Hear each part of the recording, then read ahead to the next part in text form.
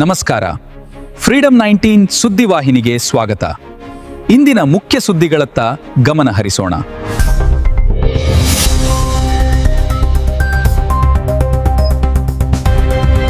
ನಮಸ್ಕಾರ, ನೀವು ನೋಡ್ತಾ ಇದ್ದೀರಾ ಫ್ರೀಡಂ 19 ನ್ಯೂಸ್ ಚಾನೆಲ್. ನಿಖರ ಮತ್ತು ಪರಿಶೀಲಿತ ನಿರಂತರ ಸುದ್ದಿಗಳನ್ನ ಜವಾಬ್ದಾರಿಯುತವಾಗಿ ತಲುಪಿಸುವಂತ ವಿಶ್ವಾಸಾರ್ಹ ಸುದ್ದಿ ವೇದಿಕೆ ಫ್ರೀಡಂ 19 ನ್ಯೂಸ್ ಚಾನೆಲ್ಗೆ ತಮಗೆಲ್ಲರಿಗೂ ಆತ್ಮೀಯವಾದಂತಹ ಸ್ವಾಗತ. ಬನ್ನಿ ಇವತ್ತಿನ ಸುದ್ದಿಗಳನ್ನ ನೋಡೋಣ.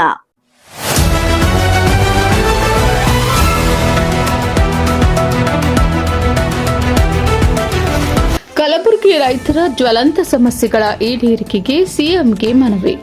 ಬಿಡದಿ ಮಾದರಿ ಪರಿಹಾರಕ್ಕೆ ಒತ್ತಾಯ. ಕಲಬುರಗಿ ಜಿಲ್ಲೆಗೆ ಆಗಮಿಸುತ್ತಿರುವ ಮಾನ್ಯ ಮುಖ್ಯಮಂತ್ರಿಗಳಿಗೆ ಕಲಬುರಗಿ ಜಿಲ್ಲೆಯ ರೈತರ ವಿವಿಧ ಪ್ರಮುಖ ಬೇಡಿಕೆಗಳನ್ನು ಈಡೇರಿಸುವಂತೆ ಒತ್ತಾಯಿಸಿ ರೈತ ಮುಖಂಡರು ಮನವಿ ಪತ್ರ ಸಿದ್ಧಪಡಿಸಿದ್ದಾರೆ. ಜಿಲ್ಲಾಧ್ಯಕ್ಷರಾದ ಮಾಂತೇಶ್ ಎಸ್ ಜಮಾದಾರ್ ನೇತೃತ್ವದ ನಿಯೋಗವು ಈ ಹಕ್ಕೊತ್ತಾಯಗಳನ್ನು ಸರ್ಕಾರದ ಮುಂದೆ ಇಟ್ಟಿದೆ. ಬರಗಾಲ ಘೋಷಣೆ ಮತ್ತು ಸಾಲ ಮನ್ನಾ. ಜಿಲ್ಲೆಯನ್ನ ಸಂಪೂರ್ಣ ಬರಗಾಲ ಪೀಡಿತ ಪ್ರದೇಶ ಎಂದು ಘೋಷಿಸಬೇಕು ಹಾಗೂ ರಾಷ್ಟ್ರೀಕೃತ ಬ್ಯಾಂಕುಗಳಲ್ಲಿನ ರೈತರ ಕೃಷಿ ಸಾಲವನ್ನು ಸಂಪೂರ್ಣ ಮನ್ನಾ ಮಾಡಬೇಕು. ಎಕರೆಗೆ 2 ಕೋಟಿ ರೂಪಾಯಿ ಪರಿಹಾರ. ಆಳಂದ ಮತ್ತು ಚಿತ್ತಾಪುರ ತಾಲೂಕುಗಳಲ್ಲಿ ಖಾಸಗಿ ಕಂಪನಿಗಳು ರೈತರ ಜಮೀನನ್ನು ಕಡಿಮೆ ದರಕ್ಕೆ ಖರೀದಿಸುತ್ತಿದ್ದು, ಬೆಂಗಳೂರಿನ ಬಿಡದಿ ಮಾದರಿಯಲ್ಲೇ ಪ್ರತಿ ಎಕರೆಗೆ 2 ಕೋಟಿ ರೂಪಾಯಿ ಸಮಾನ ಪರಿಹಾರ ನೀಡಬೇಕು. ನೀರು ಮತ್ತು ವಿಮೆ.